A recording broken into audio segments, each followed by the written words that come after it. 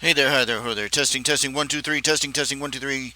Testing, 1, 2, testing, 1, 2. Hey there, hi there, ho there. This is RHJunior, RHJunior Reality Check Live, coming to you live over the internet through the system of tubes known as the boob tube of YouTube, bringing you another broadcast day of my little late night insomnia motivated project, Spleen Squeezins.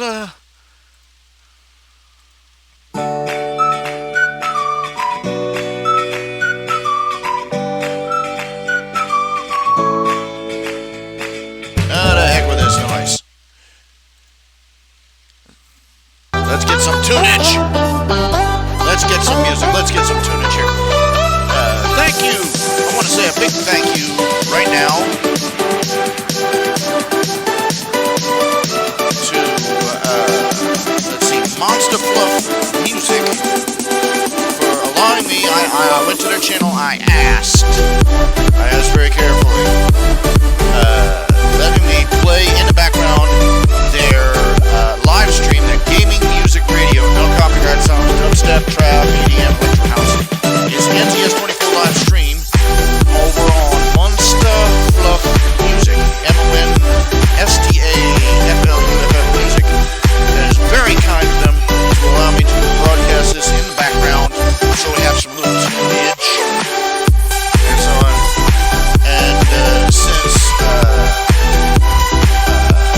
everybody's favorite YouTube service can't seem to fix their autoplay system so that it works right, I can't use the regular soundtracks and stuff. So I'm using them tonight, and well, it is getting loud.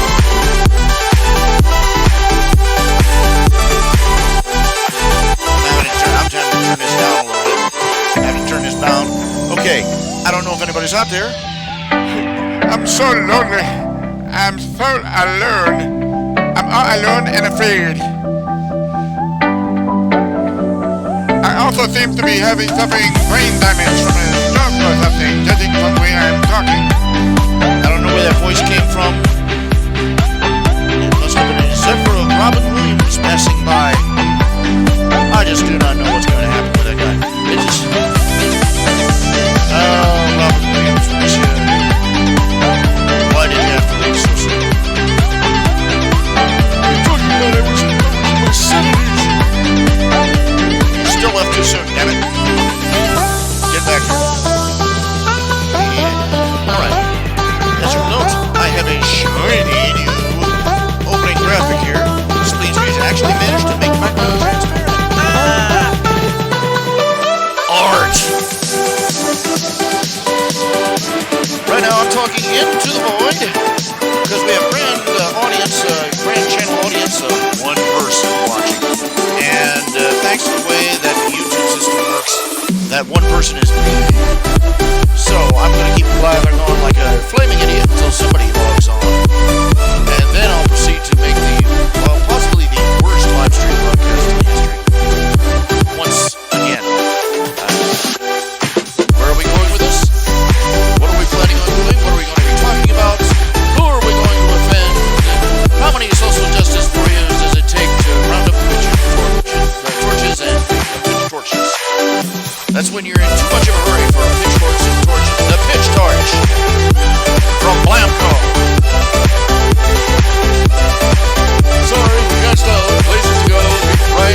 Houses to burn down, moms to form,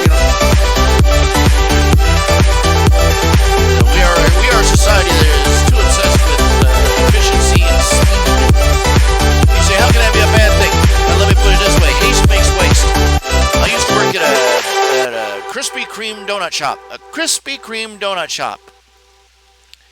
It takes a grand total. It took something like 15 to 30 minutes. Yeah, I'm ballparking here. I'm having to work from memory. It's almost 10, 20 years old.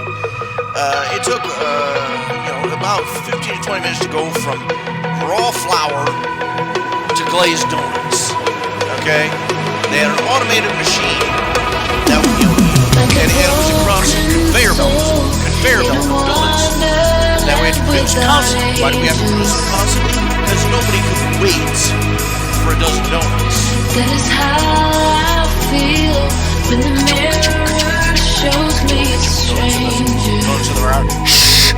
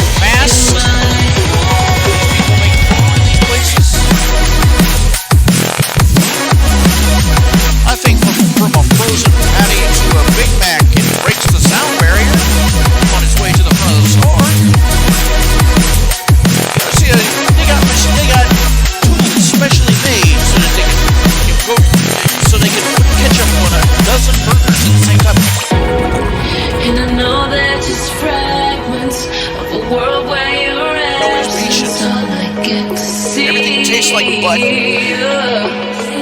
And nobody's happy with what they got, and they can't understand why. Planet where you and I are so meant to be. 'Cause I'm in go. Okay, can't hear me very well because the music is lurching down. Turn it down just a little bit. I can't turn it down anymore. I can't really turn it down anymore. I know it's hard to hear me over the lyrics in the background. This was courtesy of a dubstep channel, NCS 24/7 live stream by Monster Bluff Music. Stop by, they're raising money. It looks like in euros. They raised 78 euros out of 250. What they need. I suspect they deserve it. They're providing music. They're awesome. As I went over here and I asked them, and I said, you know, I don't want to step on anybody's toes, but the autoplay feature for YouTube is a surprise not working again. I swear, YouTube is like the ice cream machine at McDonald's.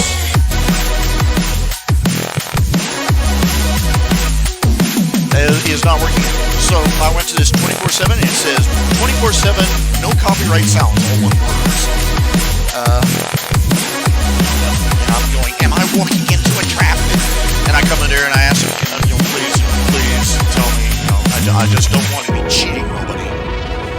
You know, can I play this over there? And she said, sure, no, fine, go ahead, Ralph. Go ahead, RHJunior. And I'm like, yay, thumbs up to the dubstep community. You Roxor, or you Dubsteps, or whatever you call it. And so we're playing this in the background. It's Monster Fluff Music, their NCS 24/7 live stream gaming music radio.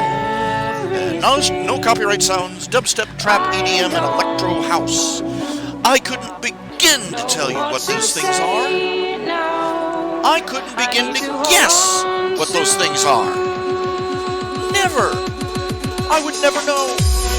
You could play all three of them at the, you know, in different rooms. I wouldn't be able to tell you.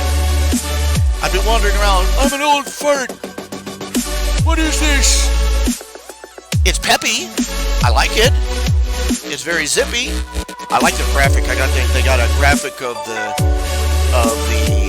anime girl from Overwatch. She's sitting there in her jammies playing a video game.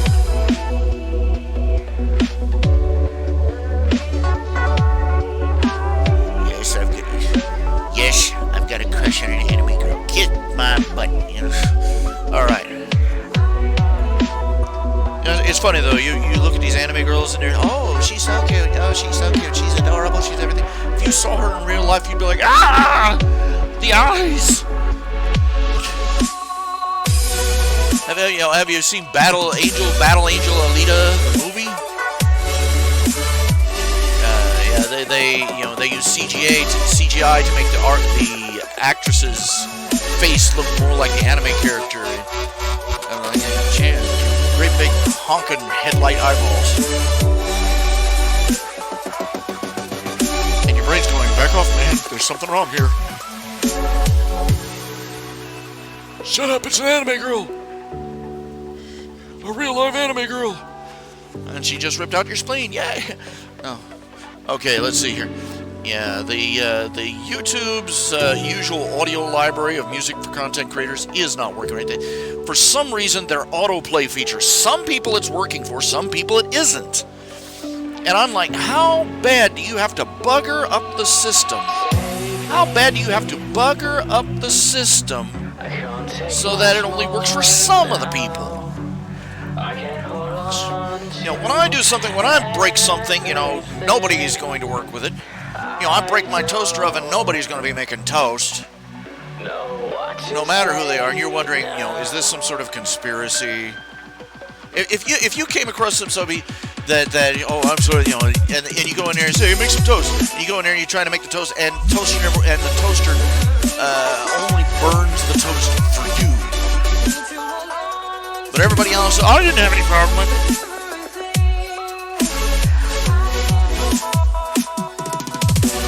Two-thirds of the people in the house, better yet, you know, like 3 three of the people, and you, your sister, and the dog, you can't get any close to it. And you'd be going, is this like some sort of conspiracy? Is there something going on behind the scenes? Are they trying to set us up for something? Oh, they pulled a new one at, I'm starting to get a little gruntled. Not completely disgruntled, but sort of gruntled at Patreon. They've added a new feature. You can only, you see, it takes them anywhere from one, depending on how much money you get, and how screwed up the net is that day. It can, it usually takes you a full day for them to process. It takes them a full day to process my Patreon pledges and run through and tally them all up and get the money all together. And they've added a new feature where you can, you can normally go in, it's added another $50 withdraw. And you come back an hour later, it's added another $100 withdraw. You can do that 2 or 3 times. But they've added a new feature where you can only make a withdrawal once a day. You really need to wait. Now, what they're doing is that they're setting it up so that everybody ends up waiting 4 or 5 days and gets used to it. And then they're going to offer a premium service where you can download your money immediately. Now, that's what it smells like, something rotten in Denmark. People, it's, you get something like Patreon, you're always on the lookout for the other shoe to drop, somebody to suddenly develop the super dickery disease, suddenly develop Googleism, where the old sort of "don't be evil" suddenly becomes, they erase the first word and go with that as a motto. No, not the time traveling girl. The anime girl, the one with the giant mecha.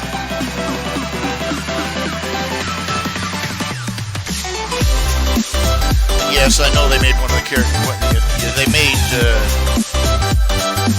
They made Tracer, the one who teleports into lesbian. Gotta burn that penchant incense, Man, I would love to go back in time to when J.K. Rowling was just writing books. Had just finished writing the books, and she was about I would walk up to her and look her in the eye and say, "Let me put it this way, honey. The only thing you are known for in 2019 is that you're known as the woman who turns all her characters gay after the books are written. Congratulations on your legacy."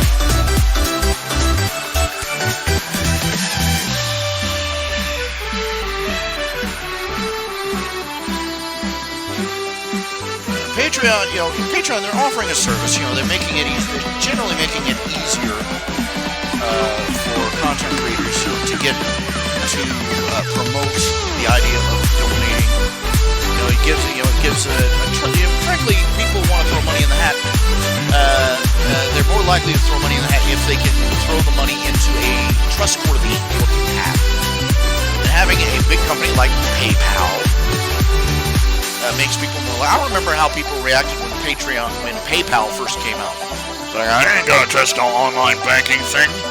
Isn't even a proper bank. We can't trust them.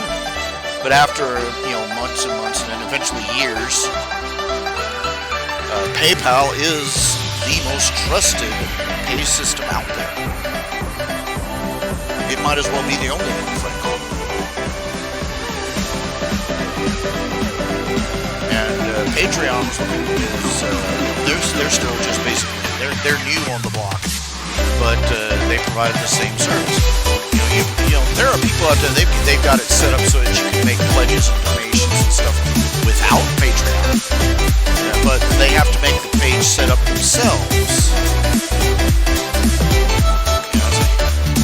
Go to this anonymous website and give them your credit card numbers. And people are, yeah. So, well, you see what I'm saying. A trustworthy name simply provides providing a trustworthy name. That is a high seller. But when they start, having troubles and they start muttering about how they're not making enough money,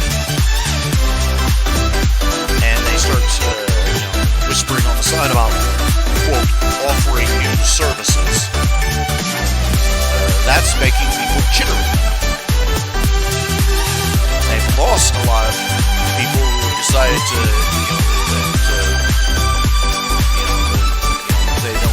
they see the signs, they decide it's bad enough, and decide to jump ship. Bad approach. This new CEO, they better put him on a leash fast, or he's going to undermine them faster than anything else they can do. By the way, how do you like my new graphic? How do you like my new front page graphic? Spin squeezing is flying forward through the digital landscape. I actually managed to make it transparency. Yay!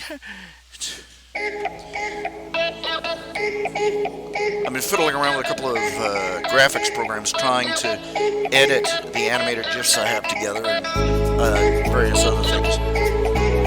Slow going programs are kind of glitchy and open source. Open source great. Everybody loves open source because open source is free. But it's just the same old choice. What you pay for. That's the thing. Think about this. It always struck me as peculiar that everybody says that Linux is vastly superior to Windows.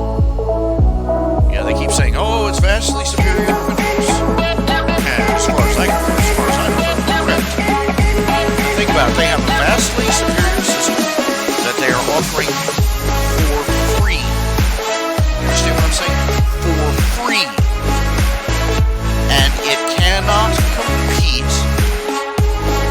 with a hugely overpriced chunk of bloatware called Windows.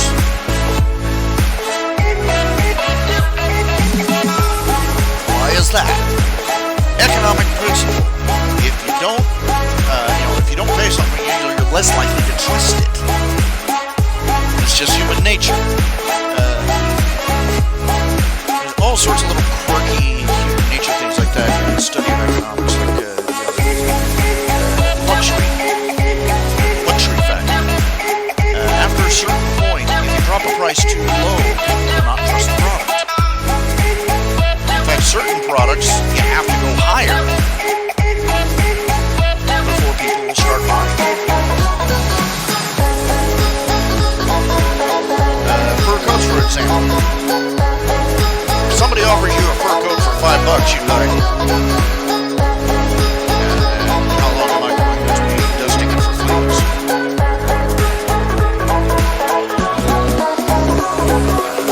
Many items are bought for the fact that they are expensive. Go figure. Human nature. If you ignore human nature, you're a poor economist.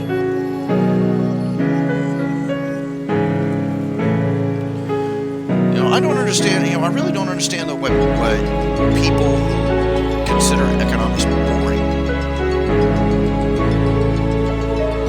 Next to the message of it's the only greater and more vital story is the story of Jesus Christ himself.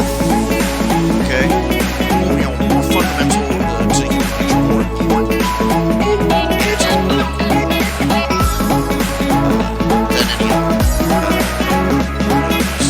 The distance between first and second is several light years.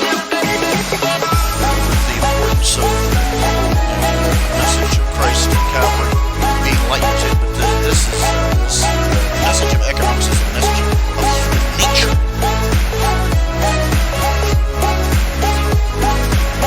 And it is a life or death story. I mean that literally, life or death story.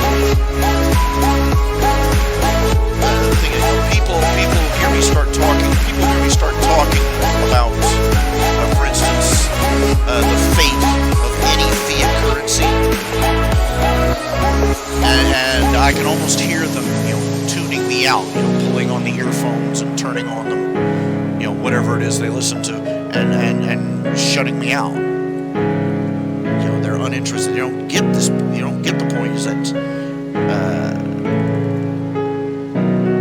economic issues are the kinds of things that blood is shed over. All economics is trade. The monetary system, any monetary system, all money is the most easily traded commodity in a given economy. That's why you see different societies that they've had money made out of seashells, money made out of pressed tea leaves, money made out of, but generally and also you generally see things like precious metals, silver and gold, particularly gold. And there are certain practical reasons why gold is such a enduring commodity, but it is a commodity. It's a real tangible substance. You can argue all day long. You can argue even until you're blue in the face that gold doesn't have any real material use, but it is still a material substance. That's what these Bitcoin miners don't seem to get. At the end of the day, no matter how they dice it, no matter how they dress it up, Bitcoin is just trying to make money out of an imaginary thing, a number. Here we go. And when all the people who are speculating on Bitcoin fall away, the results are going to be very predictable. Collapse of people, it's the people will get angry, and people will pay. Many people will pay with their lives. It's that visceral issue, because they'll have figured out that they've been chasing these bitcoins, and they've been chasing something more intangible than real, and trying to give it a dollar tag. Now, in any economy, you start out, it's always trade. It's even with a monetary system, it's still trade. It's just that the money is the easiest commodity to trade back and forth. Stable economies use things like gold as the prime commodity because it's durable, it's fungible, it's long-lasting, it's easily broken down into change. That's what they mean by fungible. And it is not consumed or rusted away, and the amount in the economy is relatively stable. You might have a gold rush here and there, but once the gold rush is over, the amount of gold in the economy stabilizes rapidly, largely because it doesn't disappear the next day. It doesn't evaporate or melt away. And the value to stabilizes. Fiat currency is when they start, hauling around. The idea of fiat currency was very simple. First, it started out, you had a commodity like gold, which is kind of heavy. So they started storing it in vaults and in banks. A bank was originally just a storage place. You paid them a little bit in gold, and they kept the rest of your gold in a big vault to keep it safe for you. They gave you a receipt that was an affidavit. It was a receipt for how much gold you had. And then people started trading receipts, which were a lot lighter to carry around. Trading money is a lot easier than going down, pulling the gold out of the vault, passing it back and forth, and then putting it back in. So they started using the receipts to show ownership of the actual gold. Then bankers got greedy. People in charge of the bank get greedy. They things like investing. They can claim, they can loan out the gold with the ambition of getting profits back. Give out 100 coins of gold with the expectation that give out 10 gold coins expecting to get 100 back later. And they started trading on fractional reserve, which means that they printed more receipts than they actually had in gold in the bank. And using these receipts the same as if they were real gold, as if they represented real gold. Because these were supposed to be receipts for gold they were expecting to receive in the future. And we all know how that goes. The economy will gladly pay you Tuesday for a hamburger day.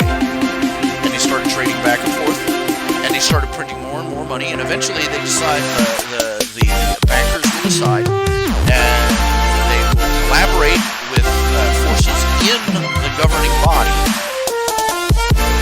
in the government, to just start using the receipts and heck with the gold. That way they can print as much quote unquote money as they want to spend.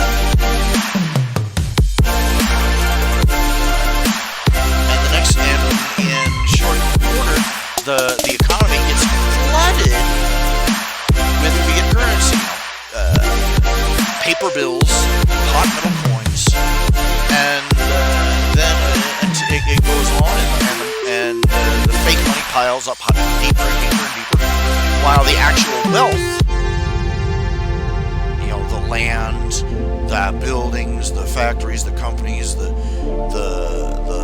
property, the intellectual, the physical property, the intellectual properties, the services, everything flows into the hands of the bankers, because they've been paying for it all, into the hands of the bankers and to the hands of their collaborators, the stockholders and people in the government that have been enabling them. And then people realize that they don't have any actual. It eventually reaches a point where there's so much paper money, paper bills, and continental coins in the economy that it takes, an armload of bills and bags of pennies to buy a loaf of bread, and the economy collapses because everybody realizes that they've been tricked into selling everything they own for an armful of newspaper clippings. That's all a dollar. Look in your wallet right now. Whatever you got in your pocket, whatever that whatever dollar amount is, those dollar bills, those 1s, 5s, 10s, 20s, those are IOUs. They're paper receipts that the government and the Federal Reserve left in the nation's piggy bank. That they will actually put some real wealth in there someday. It's an IOU for money, for wealth that will never appear, because they're spending fake money faster than any economy or any 1,000 economies can make actual wealth.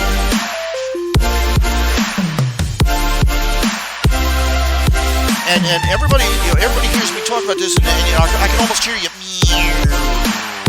You're not listening.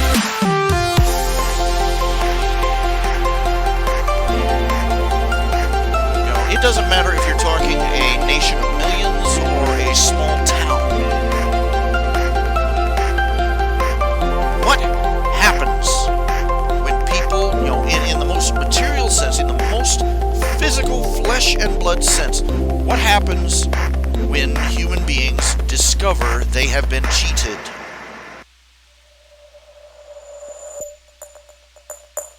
People die.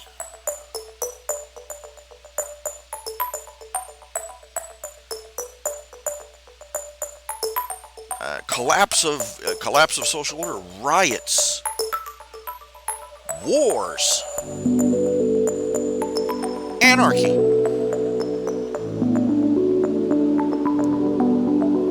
You let the people in some little itty bitty third world town find out that the local businessman has been cheating everybody. They've been buying beans from him, and it turns out that they're just bags of sand. There will be blood in the street, and the thief will be swinging from a lamppost by the end of the day.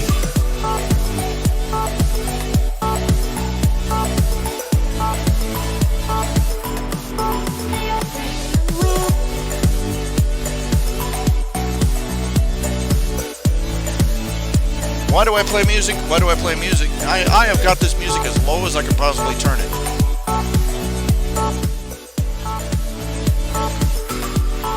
Without it totally vanishing into the void. Then I play music because dead air is the death of anything.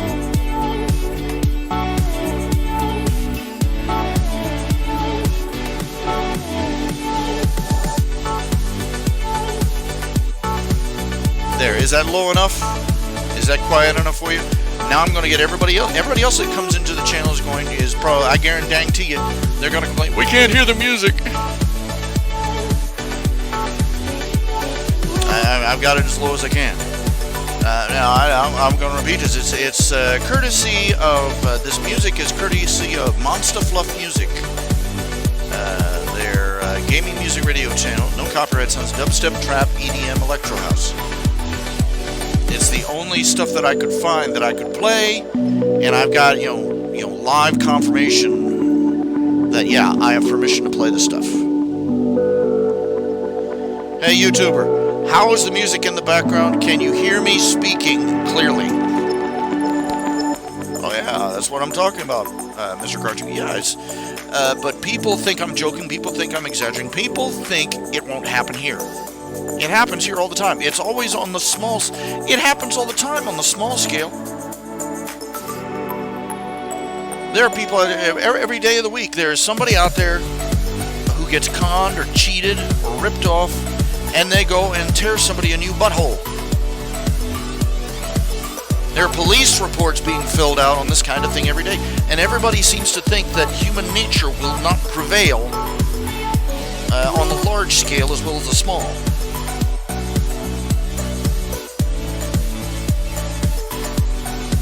I repeat again, the music is being charitably provided by NTS 24/7 live stream, gaming music radio, no copyright sounds, dubstep, trap, EDM, electro house. It's by Monster Fluff Music.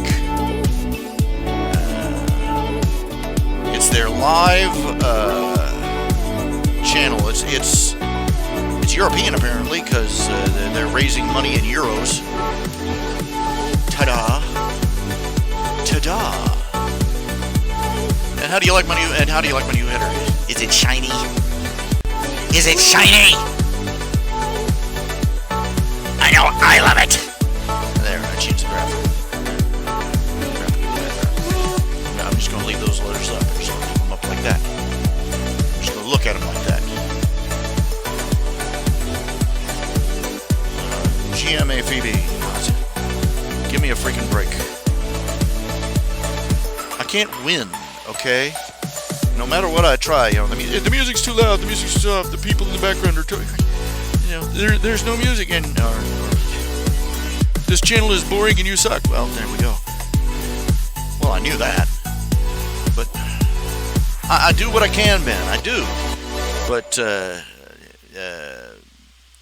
I can't even get the YouTube channels to operate properly anymore. The YouTube autoplay is not working. We wanted to run. They updated recently, with all sorts of improvements, which means half of everything is broken. There are McDonald's ice cream machines that are more reliable than YouTube right now. Shimmering lights around us. We take flight into the sky. How many roads would you cross to use the light that's right in front of you? There is no light on the No, I can't skip the music. It's a live feed. It's the same as a radio station. You will see. I will simply speak louder. Is that better? Let me turn on my voice. Let me turn on my voice. Turn it all the way. I'll tell you, it's redlining now. You like it, the red line? Thank you for coming to Dairy Queen. What else you know about what you know about what? Cheeseburger and a Coke! You pull around and you say, thank you very much for getting my food. You're very welcome. No microphone. They're still sounding like that.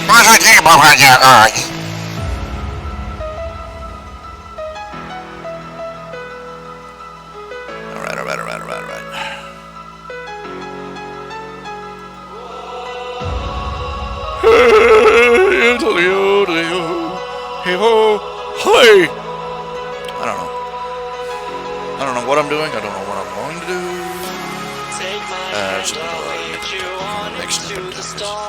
I have no idea what I am doing. I have no idea why I'm talking this way. I sound like I have a stroke. You try and do a funny voice. For me, they all seem to come out sounding like either the Swedish Chef or brain seizure. Bork, bork, bork. That's the problem with that's the reason the Swedish talks that way. He's not Swedish. He just had a stroke. I can't feel my left side. Face down in his pasta. Okay. That's messed up. Okay. Vishamexinio. Pitch. And Sinio. Comic strip.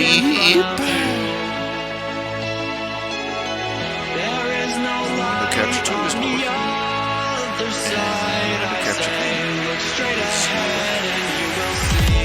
The window capture is not working. This is not good.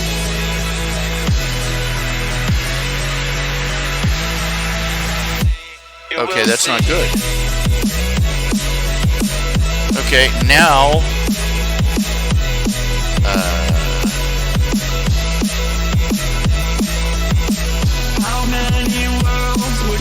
aha! There it is. Tried to sneak up on us.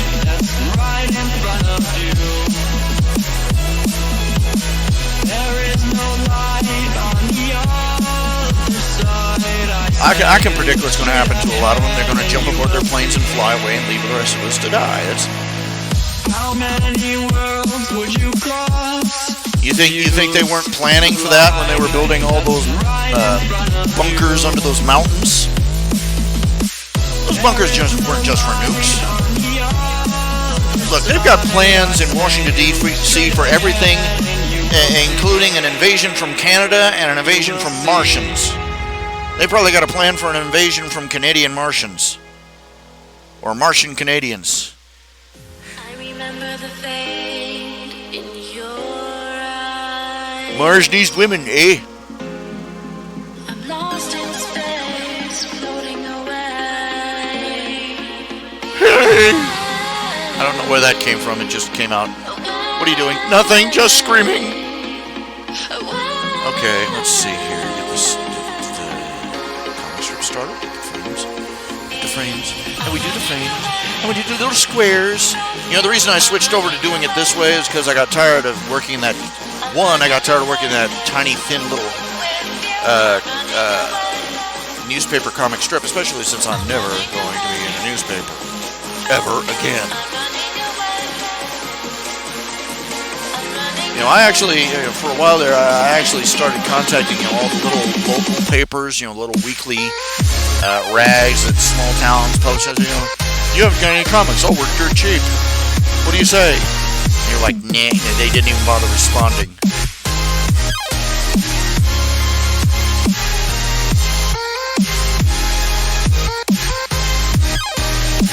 Who are they kidding? comics are the only thing anybody reads the newspaper for anyway.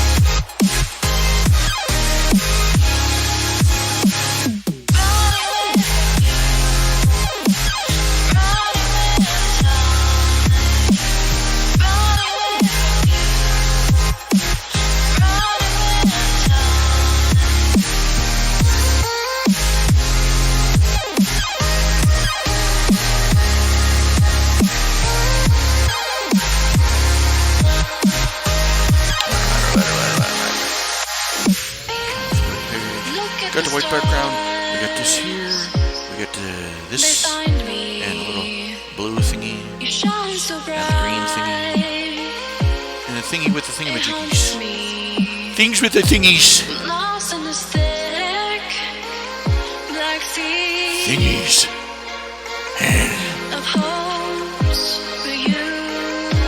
He's incredibly juvenile of me that I'm gloating over the reaction that the last couple of strips have gotten.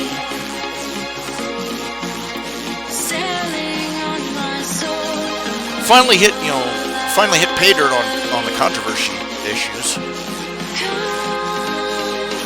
Everybody's still gonna, they keep that up, they're gonna need more than a new couch. They're gonna need like a crib. And I said no, they're not. So, take it, word of God, it's canon, it's official. No. There's not gonna be a little baby. There's not gonna be a little, Nip and, Nip and Zelda are not gonna have a baby. Thelma and Tuck are not gonna have a baby. Ain't nobody gonna be having no babies. And I gave the reason. I gave the reason that Nip and Zelda are not going to have a baby, despite them going at it like demented ferrets. And got some people that got upset. Got at least one guy that got upset. Seriously.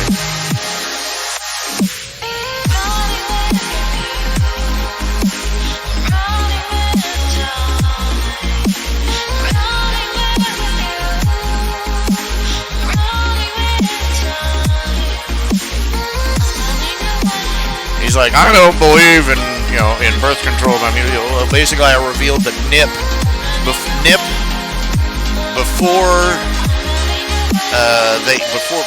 shortly before they got married, shortly before their wedding, Nip went and got snipped. He got a vasectomy.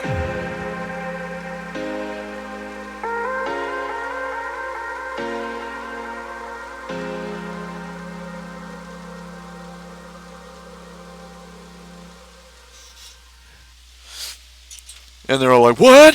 And I said, it's going to be spelled out in the strips. Basically, he and Thelma decided, that they really weren't the type that should be parents. Frankly, they had their own,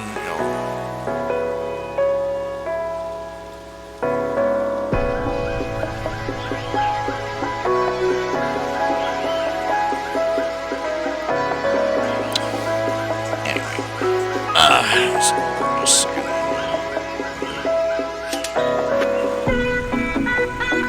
Oh, come on, computer. Anyway,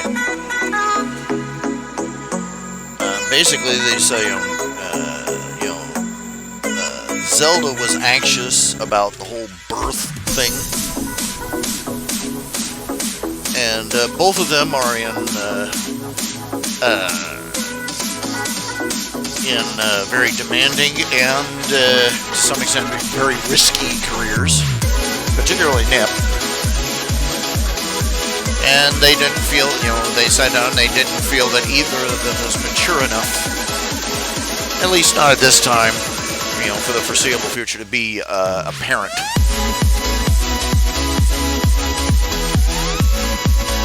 And so, it's something of a wedding gift surprise to his blushing bride. Nip went off and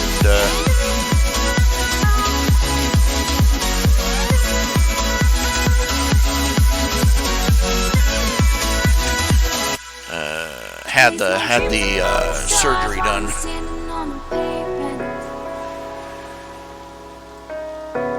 Spinning around, lost and found, just trying to make a statement. Lift the weight off my shoulders, let me through. Let the birds in the sky is where I'd like to be. Without gravity to hold us down, together we lose sight of the ground. And then one guy responded, "I don't believe in I don't believe in self-mutilation in order for birth control."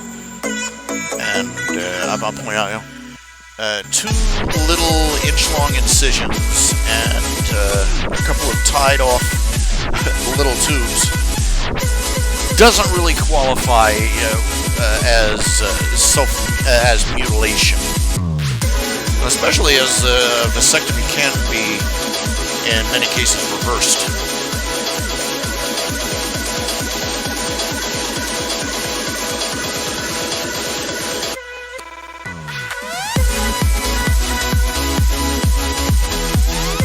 And look, it comes down to this: condoms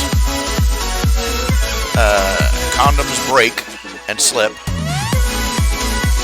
IUD devices, condoms break, IUD devices slip. Chemical birth control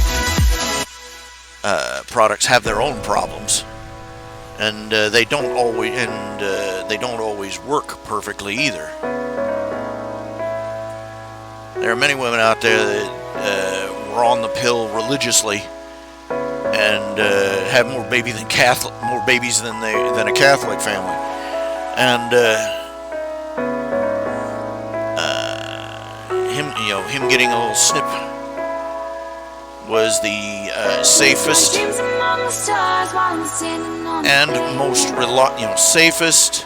and most reliable form of birth control that they could get.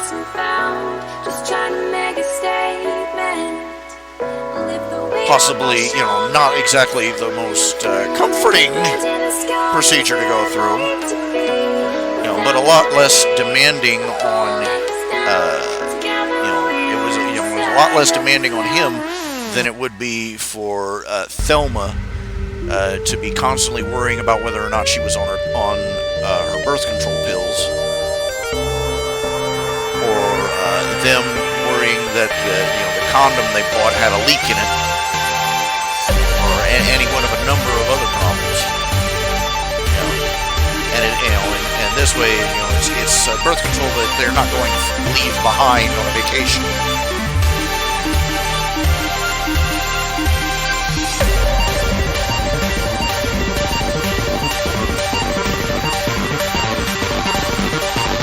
Oh, I'm sure there are plenty of way more irresponsible people who have kids. But the fact that they're not having kids is what is making them more responsible. In this case.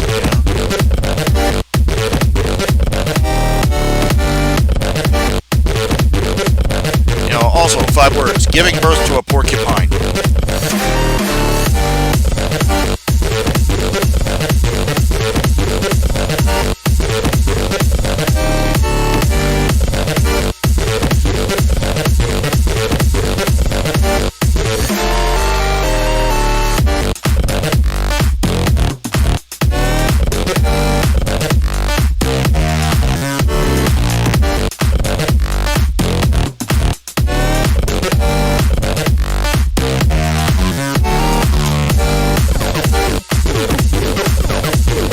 Say, eek!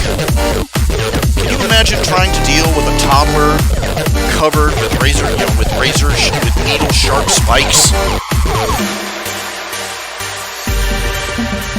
Good night. When okay, I'm not sure when, how fast. I know a porcupine isn't born with the needles already. But, how soon after they are born are those porcupine quills going to come in? Now imagine dealing with the terrible twos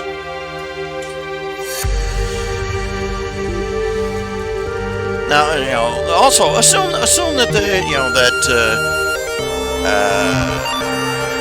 the time it takes for those quills to start coming in. Either they come in and you got a kid that starts growing quills at the terrible twos, or they start growing them when they turn into an angsty teenager.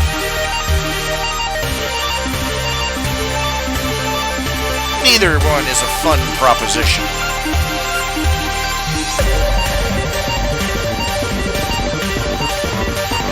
Now, and considering that you notice the number of deer.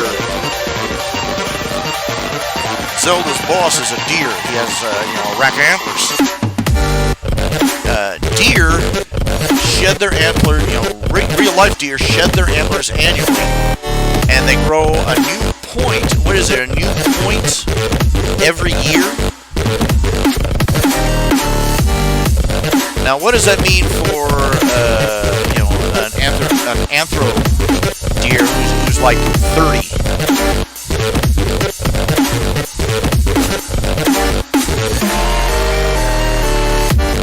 There's got to be some sort of biological adjustment there. Like it takes them 5 to 10 years to grow. They grow a new point every something like every 5 to 10 years. But they still shed annually. Can you imagine coming into a deer family's house and there are antlers mounted all over the wall? There's a roll of them by the kitchen door. This is when Junior started grade school. Oh, geez, Mom, do you have to show him my first antlers? And this is when he went to college. Yeah.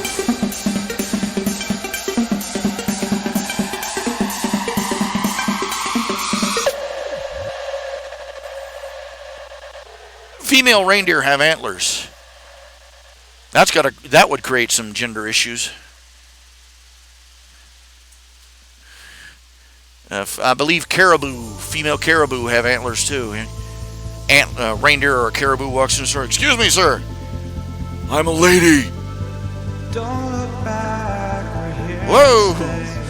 Like we knew would come one day. And this is it, the borderline to where the future leaves us behind. The fire will burn and never die. Looking through the eyes of a brand new life. So just find Something's troubling me. I'm not sure what it is. Sparks will fly if we scream no. This is not how we're gonna go. We are the ones who'll never let Clear out some more files. watch us run to where no one knows. I don't know. You remember me telling you about that girl that used to work for me doing odd jobs. She came in here while I was asleep the other night and stole my wallet off my computer desk.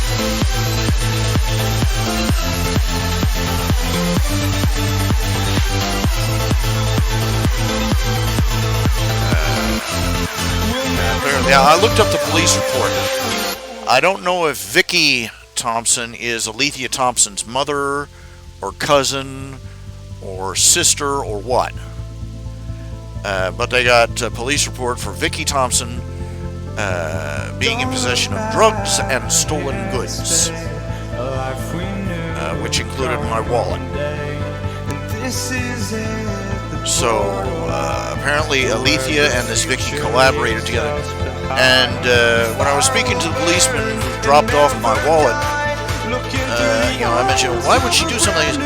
And he said, well, it's Vicky Thompson, as if that explained everything. And while I was doing a ripped shirt, yeah. Oh, yeah.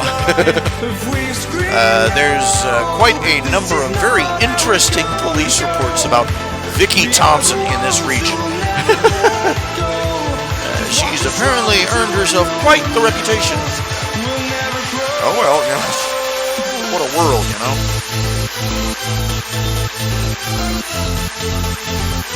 That's just incredibly sad. It really is. It might be Alethea working under an alias, I don't know. But I don't think so. I just think it's family members persuaded her to get rich quick. by stealing from a guy who lives in a trailer. Man, what a life.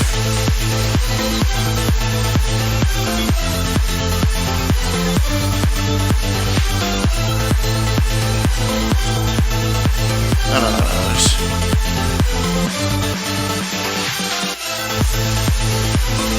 I'll hold off on this one.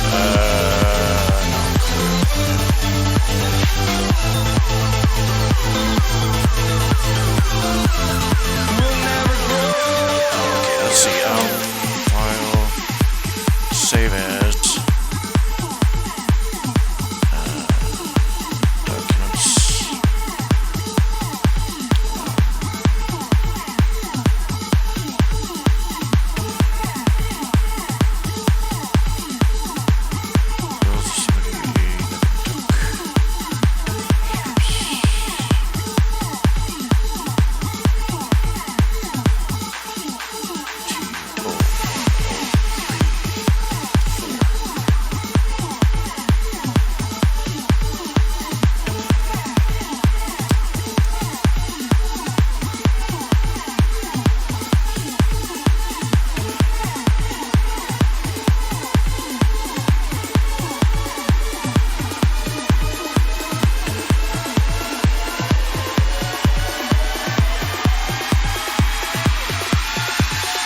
I think what's troubling me is that I have not really, for a long time, I have not spent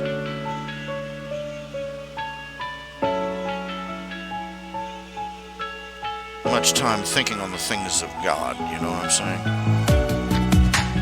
Living in the same routine, like the seasons I'm on repeat. It's a long way down. Trying not to follow suit. Don't like the color, I'll change the shade of it. I'm not afraid of it.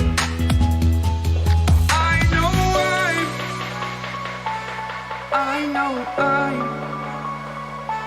holding on to this. Holding on. I know Been very carnally I'm minded to be holding on to polite. this. Holding on. Don't let me repeat it.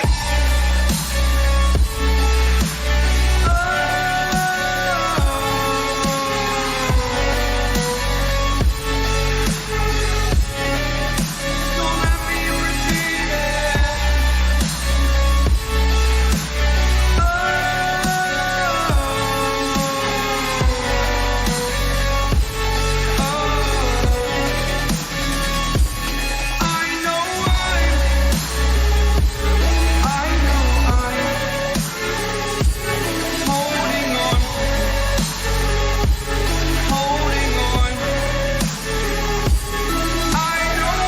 People are going to start, one of the issues is going to crop up in the strip, over the next few strips.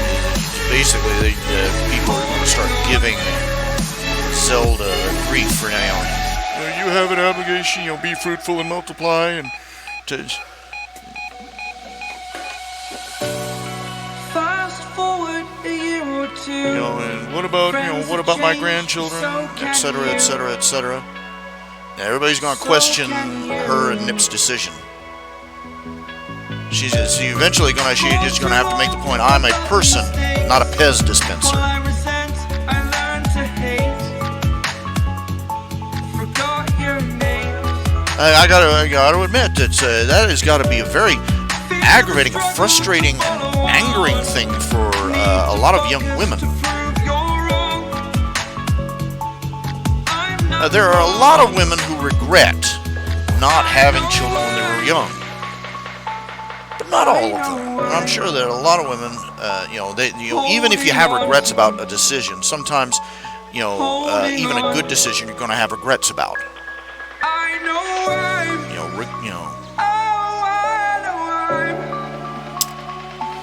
holding on to there are decisions you can have regret about that are still probably for the best in the long run.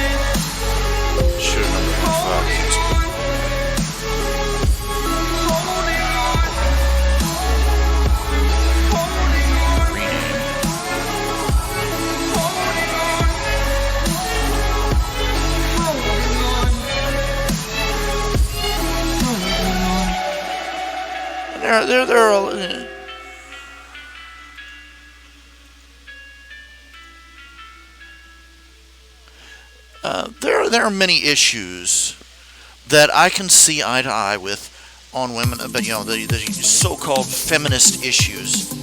At least the older ones, the more the ones that were in the past. I would be upset if I was if I did the same job and received less pay, despite doing the job just as well. And I could know almost for a fact that they were using something like my gender or the color of my skin as a rationalization for paying me less. In my soul, this is real. That's the downside of hourly wages. It's a lot better. It's a lot easier to measure the value of an employee with an outcome-based wage. Commissions, consignments, that kind of thing. Pay based on how many of such and such a product or service they produce. Because realistically speaking, you got two construction workers. One's a man, one's a woman. The woman is just physically, generally going to have less upper body strength, less physical strength overall, and is consequently going to be do slightly less work than the man. All other things being equal. So you can see what kind of a position that leaves the employer in. But anyway, I can, but on the other hand, I can still understand the ire of women that were not paid what they were, for the work they were doing.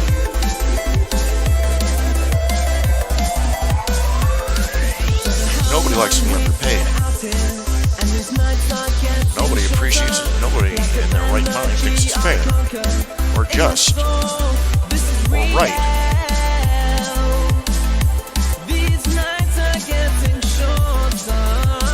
The issue of wanting to,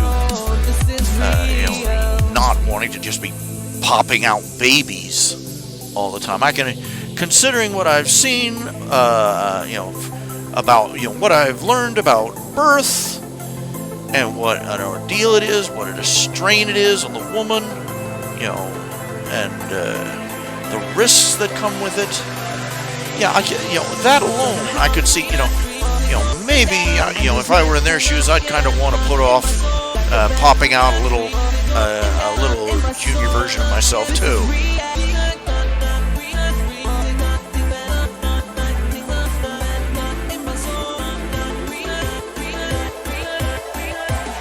And you got these foolish people who think that there is some sort of obligatory mandate to go forth and breed like cattle. And I repeat for everybody, I'm a person, not a Pez dispenser.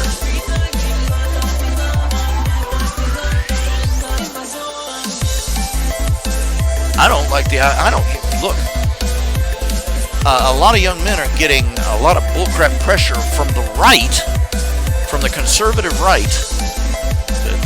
You need to man up and take responsibility like a man and go out and get married, get a wife, and work for her, and produce some babies, and work for them, and because you're not really a man if you're not being willing to become a husband and a wife, and provide for a wife and children, and just bullcrap, absolute bullcrap. Here, you want young men are not staying away from getting married, just because they want to go out and spoink everything in sight with boobs. They're not doing it because they're irresponsible. They're doing it because once burned, twice shy.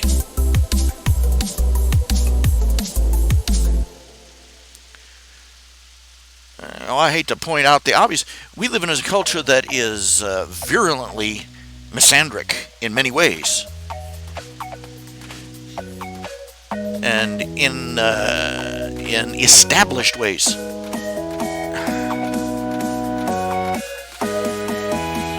systemic ways.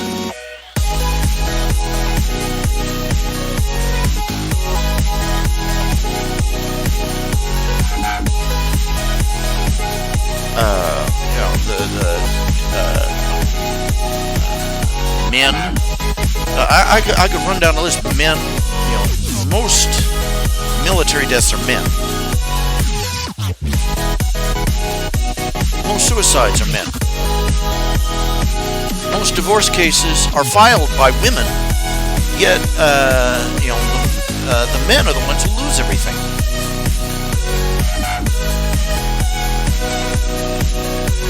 And the courts will conspire with the woman to loot the man of everything he has and everything he doesn't have, and to deny him the right to see his own children. A man has no reproductive rights. If a woman gets pregnant, a woman can talk him into having sex, trick him into putting on a condom with a pinhole through it, get pregnant off him, force him to either pay alimony for the raising of that child for the next 18 to 20 years,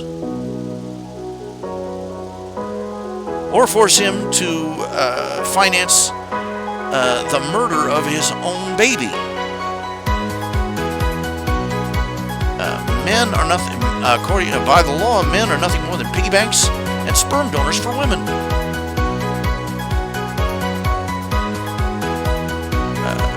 Criminal law is harsher on men. Laws about rape, assault, and battery, marital disputes, domestic violence.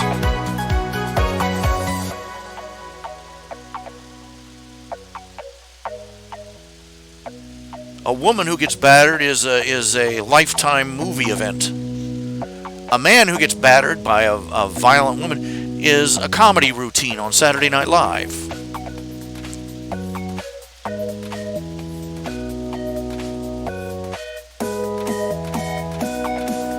The sad thing is that it's parody. There are just as many men reporting being violently assaulted and battered by their wives and by their girlfriends as there are women reporting being assaulted and battered. But guess which ones have about 10,000 different resources to turn to? Halfway, safe houses and support groups and everything else. Not for men.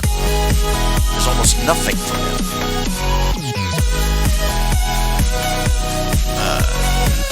Men can be accused of every type of crime and depravity at the drop of the hat, and the first inclination of society is to believe the accuser, especially if the accuser is a woman.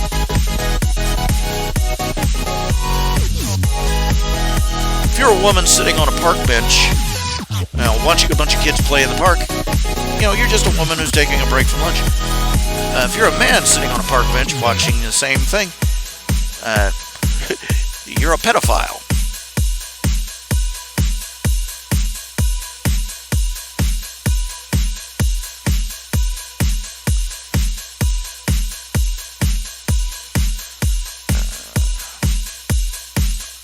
A woman can lie to her boyfriend. A woman can get pregnant. A woman can be dating one guy, get pregnant with a guy on the other side, blame the first guy, accuse him of being the father, con and coerce him into marriage, abort his baby,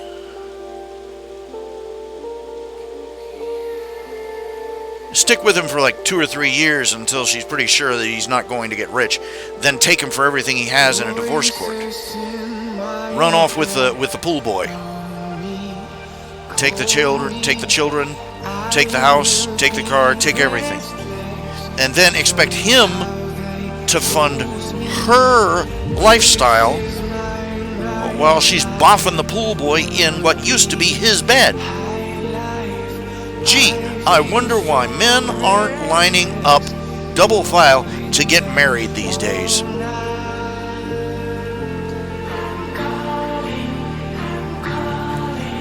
men legally, are second-class citizens. And culturally, not much better either. This is why so many men are just, opting out.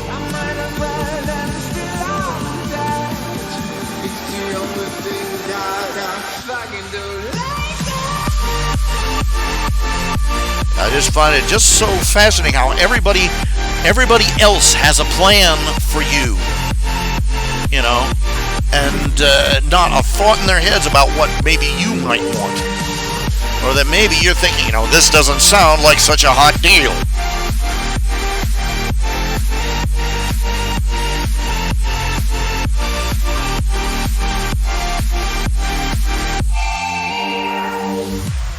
Maybe you're smart enough to figure out this deal sucks. You want more men to get married? Here's the deal. How about you reform the laws and reform the cultural justice so that marriage doesn't suck for them anymore?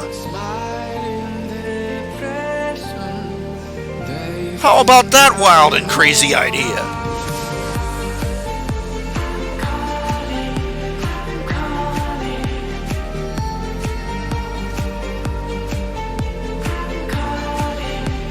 A man can't even count on a prenup.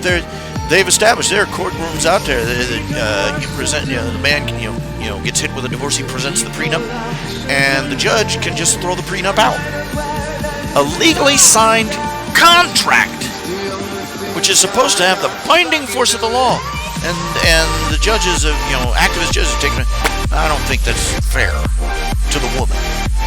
Out the window it goes.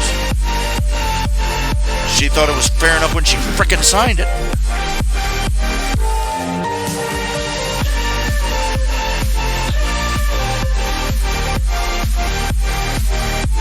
It's just terrible. It is. It's terrible. It's horrible. It's awful. It's life.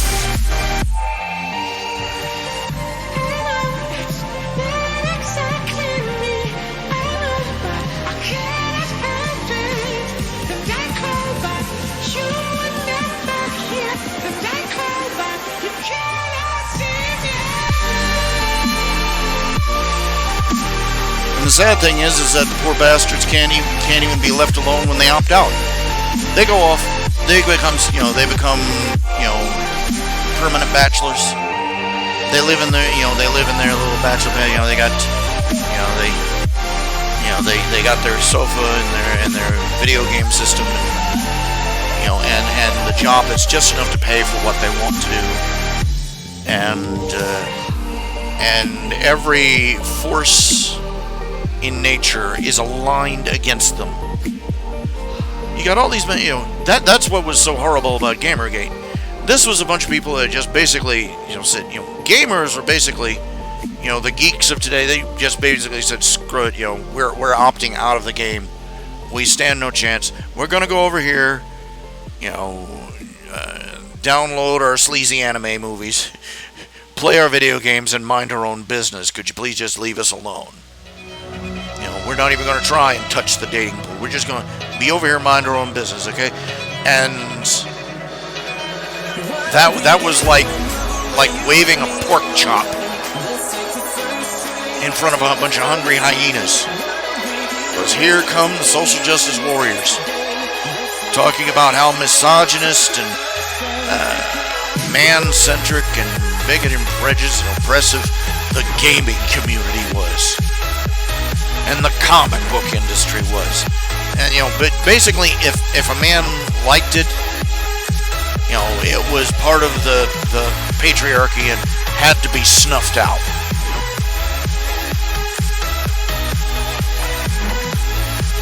Can't even be left alone. The fundamental message of the human race, just leave us the hell alone. And nobody seems to get it. That was the United States. That's the United States spirit. Everybody talks about what warmongers Americans are. Hell no. If we were warmongers, we wouldn't have come here. We would not have left England. We would not have left Europe. We would have stayed and fought. Just like all the other bastards that live there. Every 50 years they've got a new idiot in a stupid uniform and a goofy mustache starting a genocidal war somewhere in their neighborhood. We wanted nothing to do. We crossed a dang ocean. That's what the Portuguese. They came all the way across the dang Atlantic Ocean just to be left alone, just to be left in peace.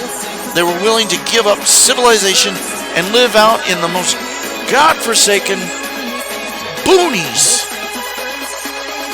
It would be the equivalent today, and in those terms, in those days, that would be the equivalent of us today deciding that we were willing to live on the moon instead of put up with our local government. They came out here living in log cabins, starving and freezing, but they thought it was better than living back in England. Why? Because they could be left alone. And daggone it, if not 10 minutes after they got here, here comes the governments of Europe, coming in to butt in and run things themselves. Here comes the British Empire, to ream them out and exploit them, and to torture them, and to murder them, and to rob them, and to plunder them. That's why our first flag was the Gadsden flag. Do not tread on me.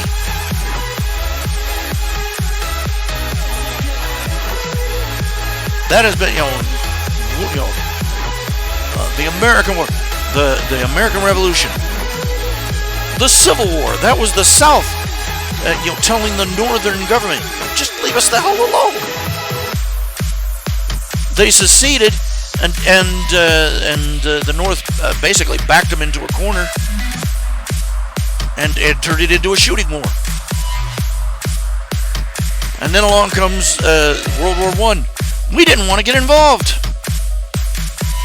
It was in Europe, across the Atlantic, none of our business. And we liked it that way.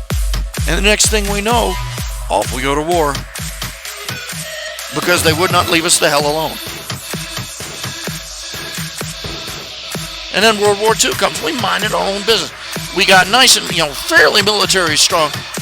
And, but we stayed in, on our own side of the ocean, We stayed on our own side of the Atlantic and generally on the own side of the Pacific.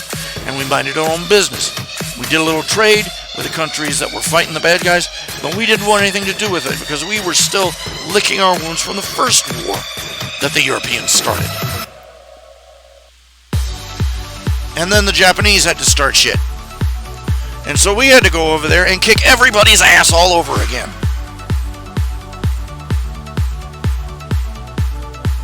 And then the Cold War, and no matter what we did, we couldn't ignore it. We had to go over there and start getting involved in Korea, in Vietnam, and in 1,000 little brush fires all over the world, trying to keep the Soviet Union from eating up the world and galumphing across the oceans to come for us. And over and over, we had to, you know how we won the Cold War? We basically drank Russia under the table.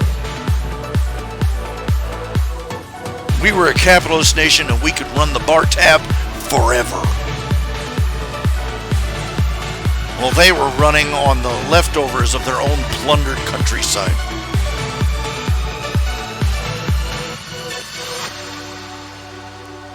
And again and again and again and again, all we said was, we're going to sit over here, mind our own business, just leave us the hell alone or we'll have to come over there and kick your ass.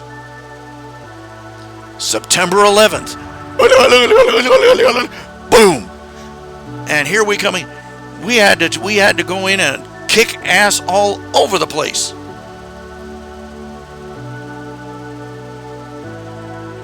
Just to get 5 minutes apiece. Forget E pluribus unum. Forget E pluribus unum. Forget all the other slogans that they stamp on our money and on our flags and everywhere else. Here's America's real slogan. Just leave us alone or we'll kick your ass. Leave us alone or we'll kick your ass.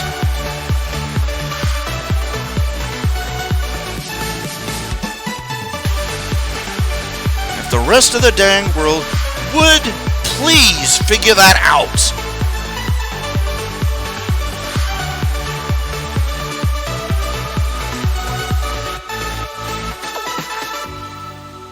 We founded this country because we just wanted to get the hell away from everybody that was bothering us. We didn't want a fight. That's why we came here. But everywhere we go, no matter how we try to mind our own business, a fight comes looking for us. A fight comes looking for us, it finds what it was looking for.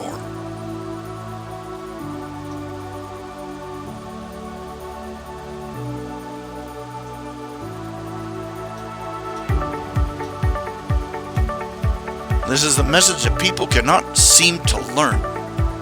It is human beings are unable to learn. Christians, conservatives, the right wing, the people that founded this country. We all run this. We want to live in peace. This was one of the commandments that Jesus gave. Live as peaceably as you possibly can with your fellow man.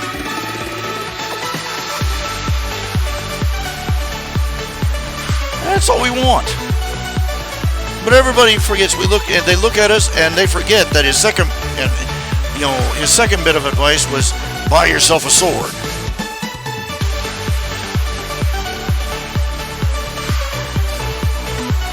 You want to know who's on the right side of a fight?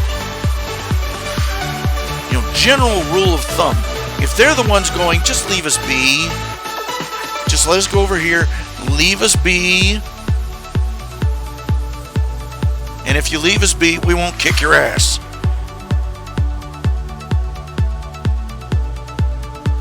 That's a good bet. That's the side to start looking over for as possibly being the good guys.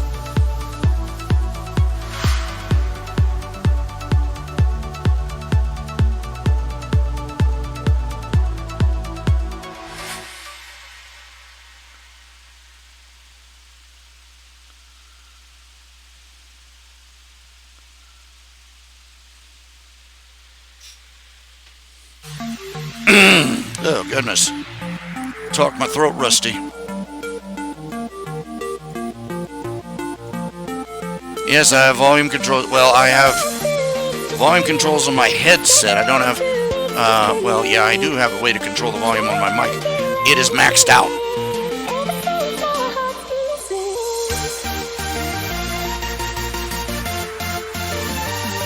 No, Alethea was white.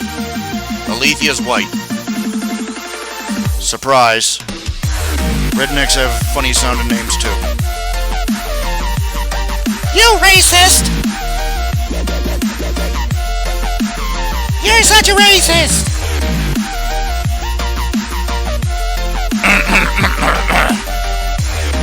I need to clear my throat. My throat isn't clearing.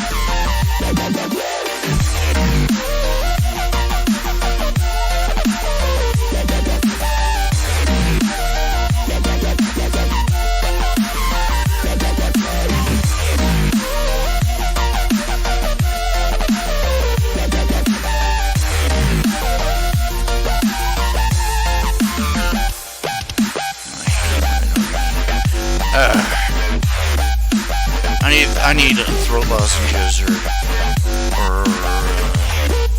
glass water.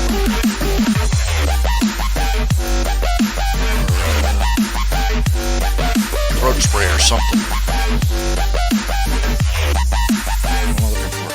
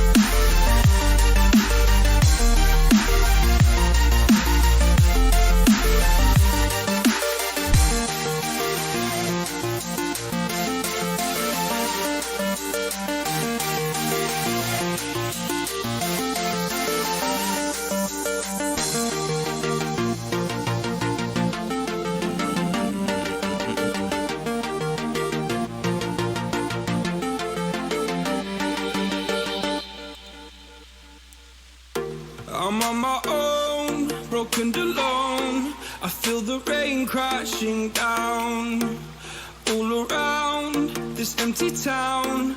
I'm searching for the lost and found, but you don't care, you're unaware. Keep moving like the scars aren't even there. It's in the air like a blazing flare.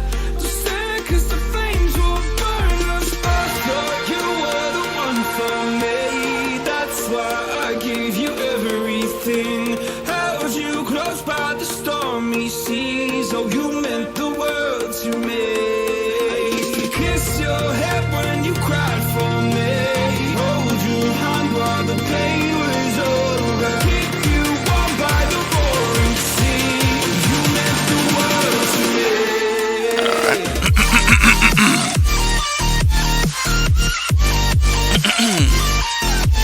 And again, I cough and gag and wheeze and moan.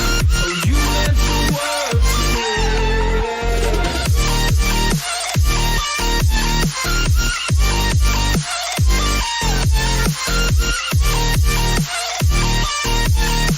Oh, you meant the world to me. My darling dear, you're never here. When I'm in pain, you hide and disappear. Like shadows in the atmosphere, charting the stratosphere. Yeah. I prayed for you and kept you near in hopes you'd chase away my fears. I'm on my own, you made it so, and now I'm chasing nightmares too. I used to run with you through the great big leaves, laugh at you when you laugh at me. Hope for us because I believe the home was just you and me. I thought you were the one for me. That's why I gave you everything. Held you close by the stormy seas. Oh, you meant the world to me.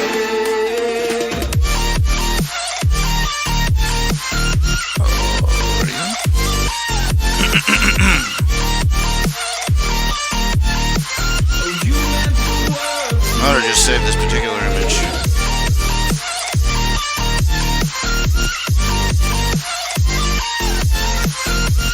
Call it Malarkey County Radio.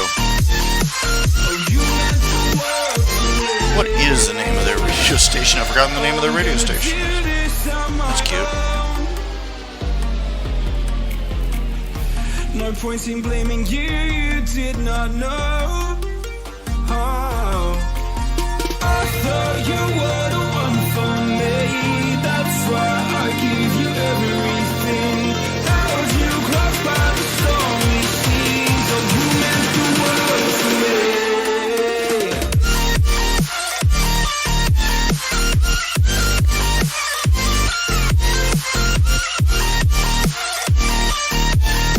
Oh, you meant the world to me.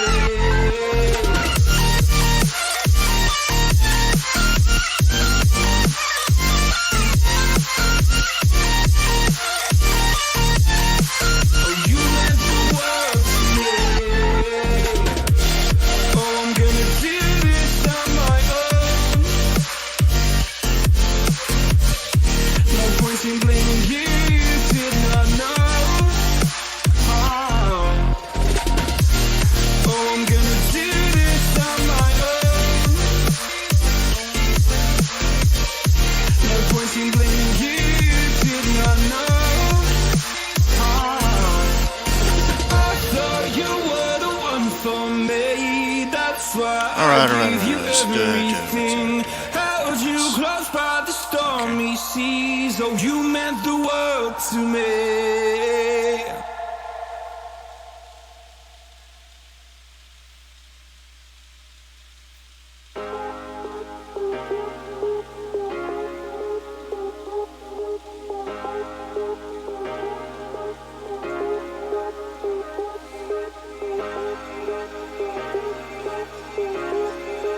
Come on.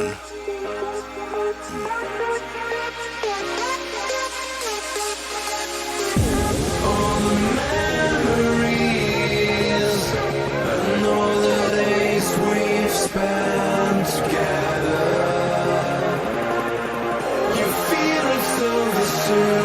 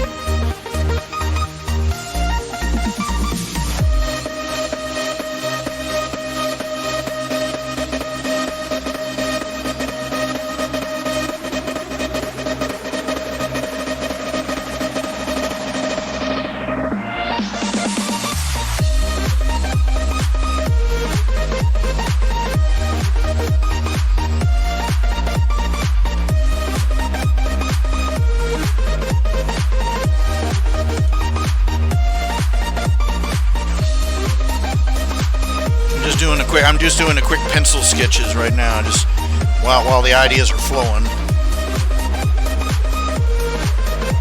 You know, the first few ideas are flowing anyway. All else fails, talk about sex, I guess.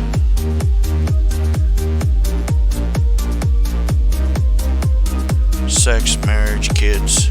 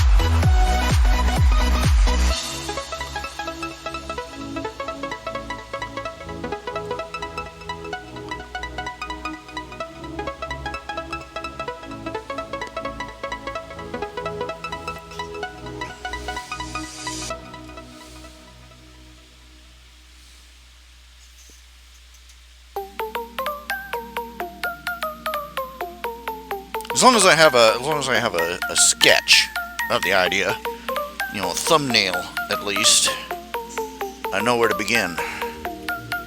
I can remember the joke and the punchline and everything else.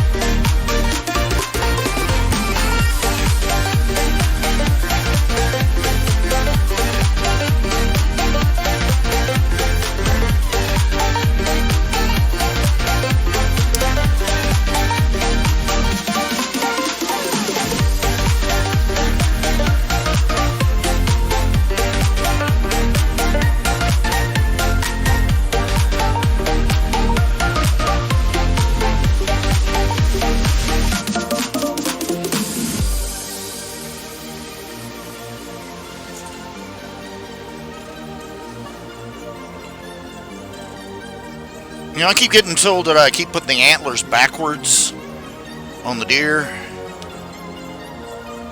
I have no idea. I've seen pictures of them both ways, and I just don't know. I'm like, guy walking around with his head screwed on backwards, literally.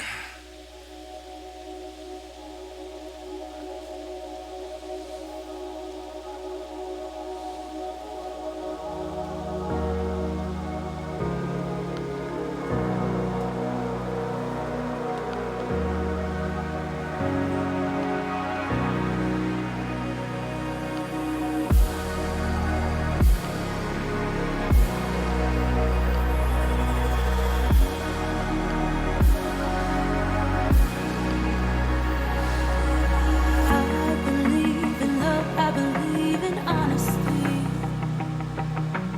Does that sound like something you'd be into?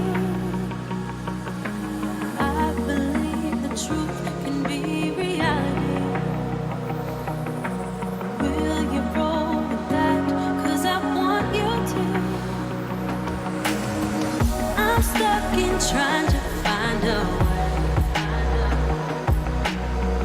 to make it easier to say that there's just one thing on my mind, and I think it's time for you to realize I want you all to myself. Don't wanna share you with nobody else. So give me something to believe. Will you promise me? Will you promise me? Will you promise me?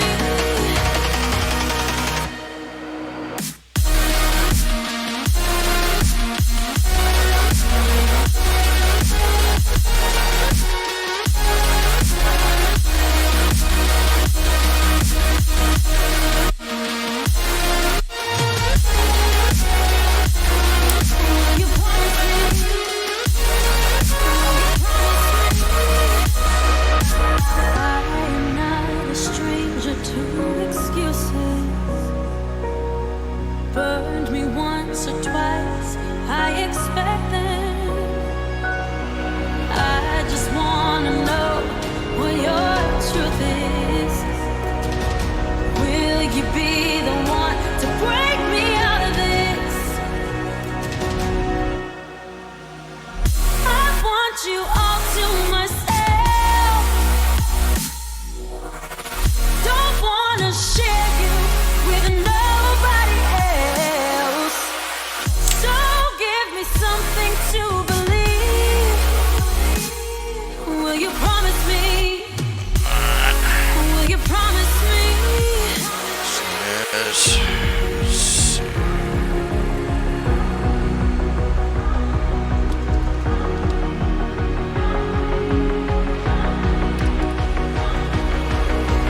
So give me something to believe.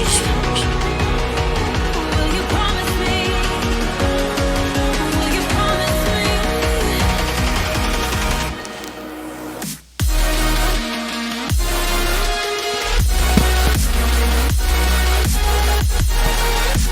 Well, what can I say?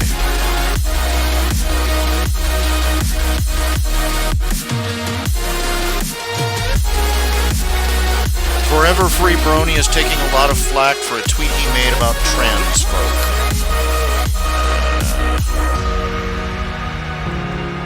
Okay, I'm guessing he said something that was anything other than approval based. Let's put it that way. Am I right?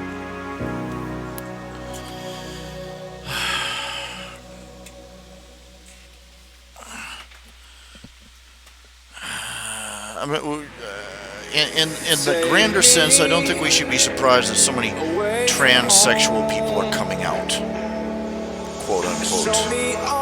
People coming out claiming to be the opposite gender, or to be a third gender or a fourth gender, or I reached the nadir the other day when I came across the sexual orientation of queer platonic, where two men or two women care about each other deeply and are intimate and caring and loving towards each other, and in every way except sexual. They're completely platonic towards each other. But there's I pointed out to the people in that particular forum, we used to call that friendship.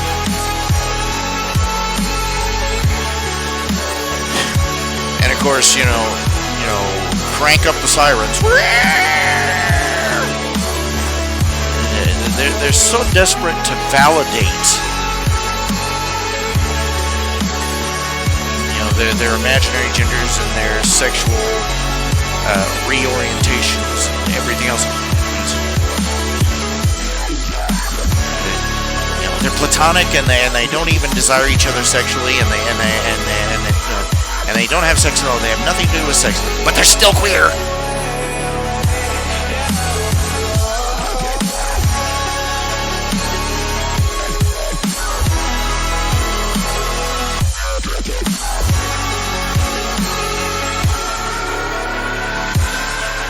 Just a desperate effort to claim that everybody's gay, basically. You're all gay in some way.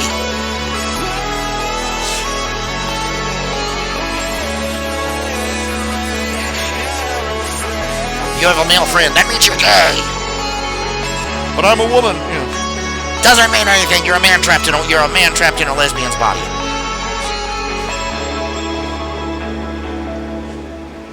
Guy standing there, but I married a woman.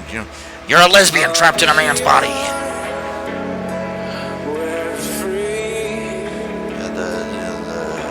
The levels, there's crazy that comes from, there's crazy that comes from being mentally traumatized and damaged by outside factors, personal trauma, brain chemistry, weird diseases that affect the mind. But what we're seeing more is self-inflicted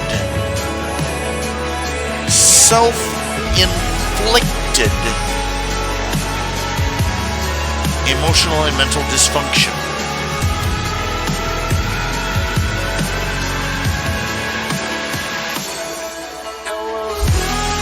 And it all comes down to the fact that they saw the gay community mince in and demand, validation and acceptance and hugs and cuddles from everybody.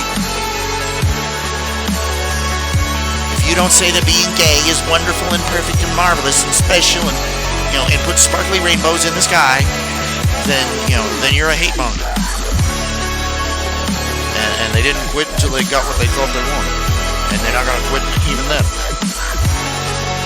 And so all these other spoiled, emotional children looked out there and found out, you've just got to find a special snowflake type just for you. And then you can go out and demand that everybody validate it. To cope with your lack of self-affirmation.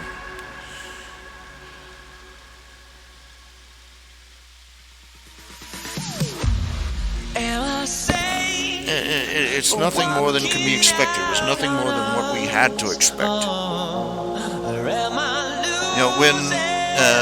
But I'll tell you this much: the people in theological studies, the people who study the Bible and predict that someday the world is going to come to an end. I wonder if they had even an inkling of just how freaking deranged things we're going to get in the end times.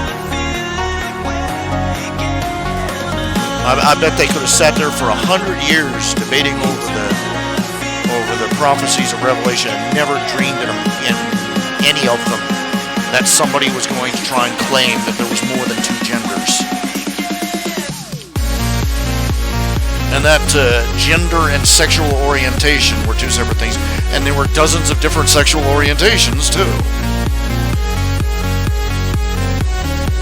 I thought that the limit was when they tried to claim that being, just not being sexually active at all was a sexual orientation.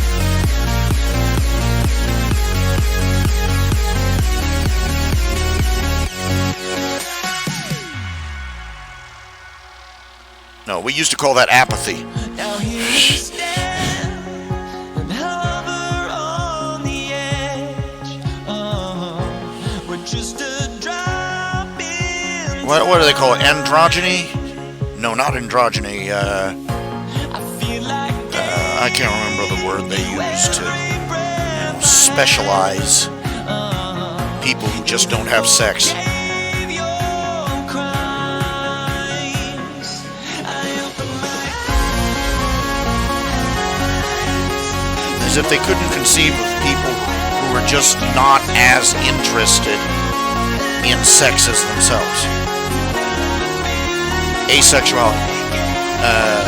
Okay, if you are literally completely, utterly asexual,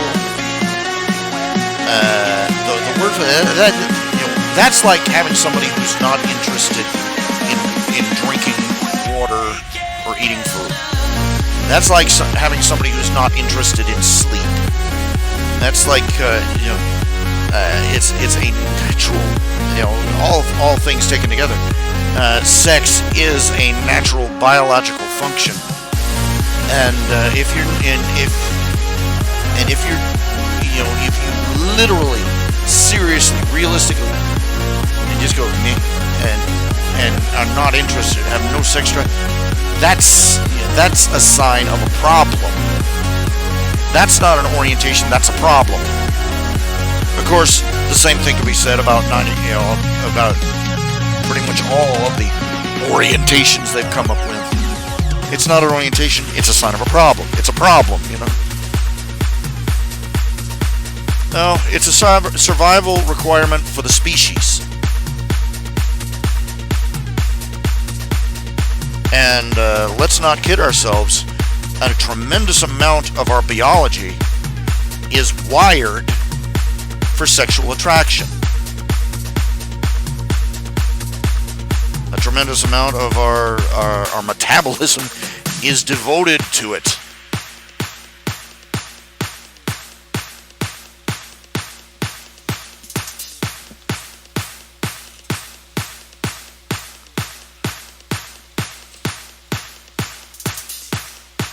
We're designed to be fruitful and multiply. Choosing not to multiply, that's an option we're given as intelligent beings. But to just have no functional interest in it, They say you're only young. that's somewhere on the level of somebody who is incapable of feeling pain, They say you're only young once.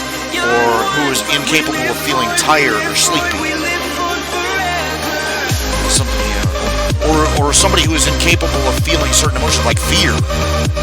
That actually exists. There is a very incredibly rare genetic disease where the people who have it, I mean, there's like maybe a dozen in the entire world.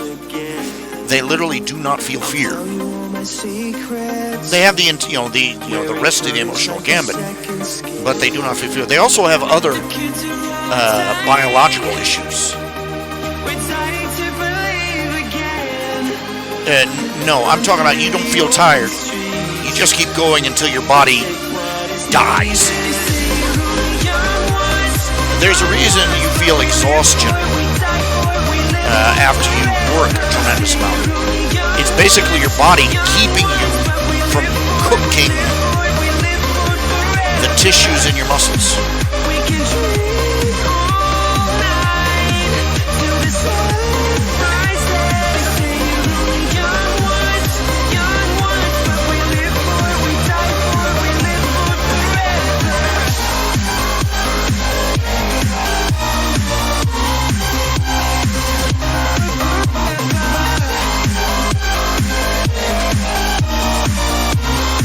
it is they call asexuality. Basically, it's an effort on their part to portray chastity as not being a moral choice. It's just it's just an alignment.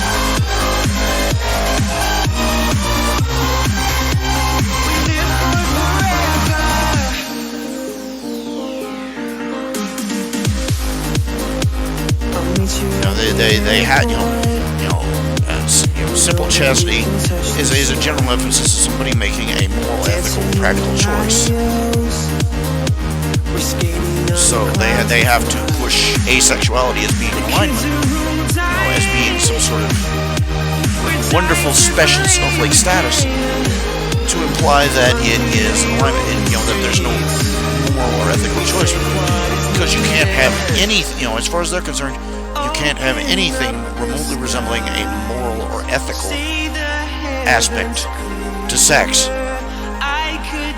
because that would spoil their fun.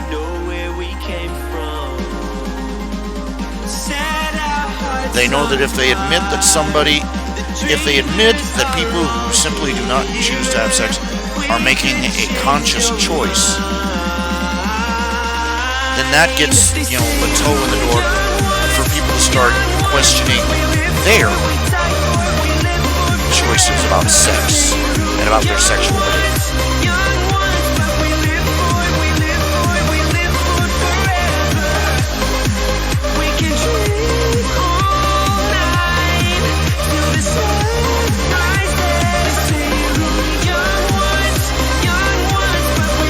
It wasn't a choice. I was born this way.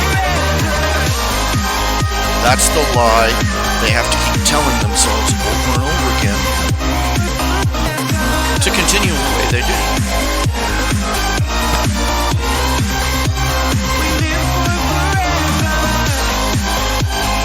As long as you can blame your behavioral patterns on an amoral biological alignment,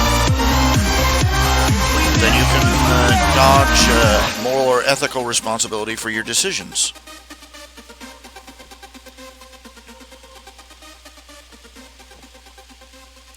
To insist that you have no choice in how you behave sexually is to say that you are no better than an animal, driven by instinct and biology,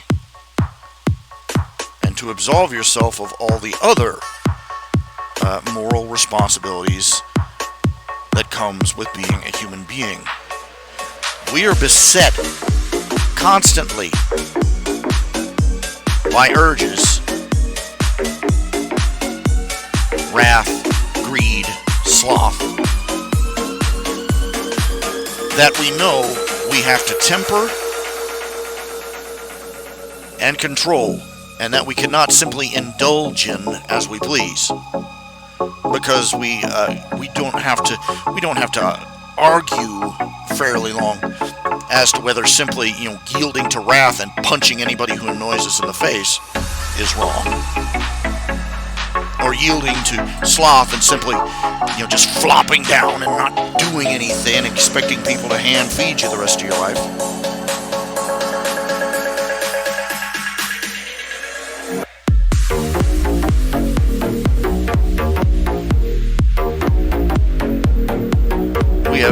We are beset by countless impulses and urges which we are expected to control. There is more evidence that alcoholism is a genetic attribute. Yet we still wisely place the onus on the alcoholic to put down the bottle and control themselves.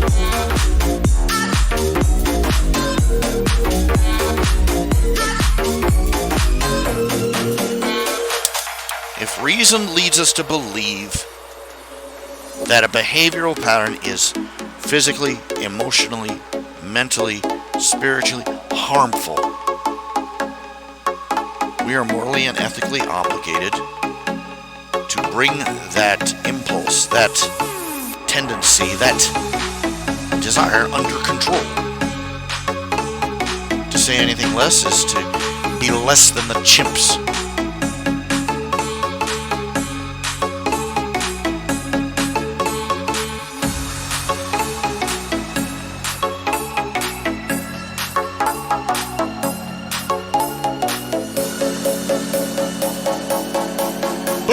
love. Yeah, well, the first thing about love is love does no harm.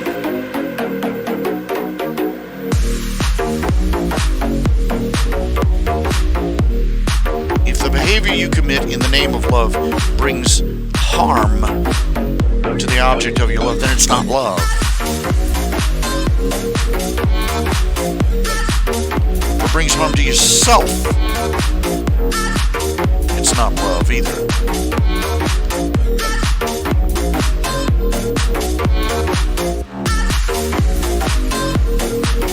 We've seen the fruits of these alternative lifestyles. It floods the streets, rotting. We've buried too many people to pretend that these so-called alternative lifestyles aren't harmful. But so long as we think that there's more, so long as our society thinks there's more of Group A than Group B, so we'll go with Group A. As long as there's more crazy, sick people than there are sane, healthy people, society's going to screw itself up.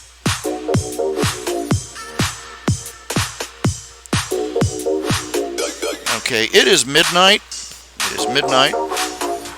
I should have started a lot earlier. Probably. Definitely. Most likely. But we're going to stop it for the night. I want to say thank you to all. First of all, I want to say thank you to Monster Fluff Music. That's a channel on YouTube with their NCS 24/7 live stream gaming music radio, which I've been playing in the background.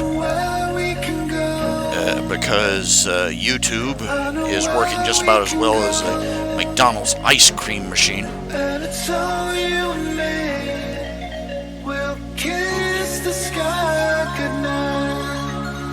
And I also want to say thank you to all the people who make pledges and donations, who keep me from, not dying, not starving in the street. Thank you very much. Just a little thing. So try and pick the show up again tomorrow. I'll try and get her started up a little bit earlier at night. One of these days, though, we'll break that double-digit audience. 10 whole people. Yay!